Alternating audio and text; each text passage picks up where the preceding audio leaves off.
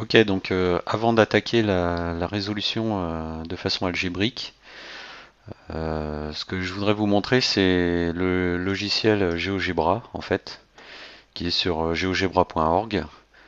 Donc c'est un outil vraiment super pour faire des tracés graphiques, pour résoudre des problèmes mathématiques. C'est vraiment un super outil. Donc bah, on va commencer par résoudre notre équation avec cet outil-là. Et le fait de résoudre graphiquement, en fait, ça peut avoir deux intérêts. Le premier, c'est de permettre de voir rapidement les solutions d'une équation sans faire les calculs. Et le deuxième intérêt, c'est si on a fait les calculs, c'est de vérifier si les calculs sont bons. En tout cas, le, la, la visualisation graphique permet d'avoir une idée presque, presque parfaite, mais pas tout à fait précise, mais quand même déjà ça nous donne une idée de là où on va trouver nos solutions. Donc si on n'a pas besoin de résultats très précis, la solution graphique suffit. Si on a besoin de résultats précis, on fait le calcul algébrique, mais la résolution graphique permet de vérifier très rapidement d'un autre moyen que par le calcul que notre résultat est bon. Donc c'est un super outil. Donc on y va, on va voir ce que ça donne. Donc là au niveau de l'enregistrement, on voit pas bien les affichages, donc je vais changer la couleur d'affichage du fond. Ok, arrière-plan, donc je vais mettre ça. Voilà. Donc notre équation c'était 2x plus 3 divisé par pi est égal à x moins pi. Donc ce qu'on va faire, c'est que les deux côtés de notre égalité, on va dire que si ces deux valeurs sont égales, alors elles sont égales à une troisième valeur. Donc ce qu'on va dire, c'est qu'on va écrire ici notre équation. Alors on va écrire y égale à parenthèse 2x plus 3 parenthèse divisé par pi. Voilà. Donc ça va nous donner. Ça, en fait, ça c'était la partie gauche de l'équation, 2x plus 3 divisé par pi. Et la partie droite de l'équation, c'était égal à x moins pi. Donc je vais réécrire une autre équation en dessous, qui va être y égale x moins pi. Voilà.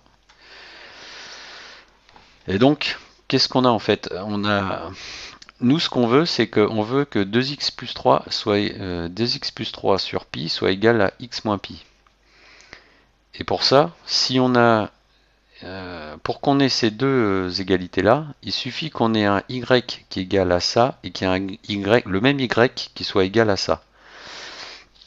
Donc quand on écrit y égale 2x plus 3 sur pi, en fait ça nous donne une fonction, ça nous donne l'équation d'une droite en fait qui a pour chaque x, on calcule 2x plus 3 divisé par pi et ça nous donne le y qui correspond. Donc c'est la première courbe là, c'est cette courbe là. Par exemple si x égale à 0, si x égale à 0, on a 2 fois 0, 0 plus 3 divisé par pi. Donc ça nous donne 3 divisé par pi pour y. Et c'est presque 1. Voilà, donc c'est pour ça on passe ici. Maintenant, si on a x égale 1, par exemple, donc si on a x égale 1, donc ça fait 2 et 3, 5 divisé par pi. Ici, on a la valeur 5 divisé par pi. Donc ça, c'est notre droite qui nous donne, pour chaque x sur cet axe, on va avoir le y ici qui correspond. Le y qui vaut 2x plus 3 sur pi. Maintenant, je refais la même chose avec l'autre équation ici, y égale x moins pi.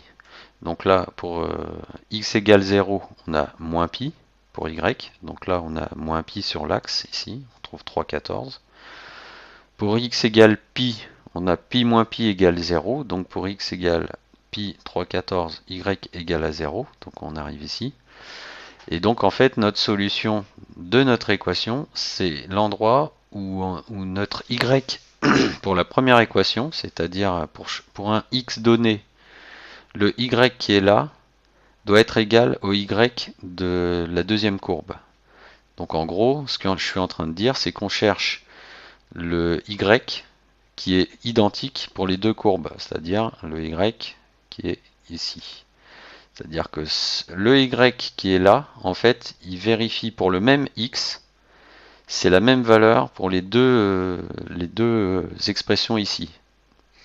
C'est-à-dire pour le x qui correspond ici à la verticale, qui est entre 11 et 12, pour un x qui est entre 11 et 12, on a le y qui est ici, qui est égal au y qui est ici. Donc en fait, c'est bien ce qu'on cherche en fait. Notre solution de notre équation, c'est le x qui a la verticale de ce point de croisement ici. Donc il est à peu près ici, quoi. Enfin, si je monte un peu, le, le x qui correspond au croisement ici, il est à peu près dans cette zone-là. Voilà. Donc notre solution, c'est 11, quelque chose. C'est entre 11 et 11,5. A priori, on est à gauche du milieu du carré là. Donc maintenant, on va voir de façon analytique, on va faire un calcul précis pour savoir quelle est exactement la valeur du x ici pour lequel les deux courbes se croisent.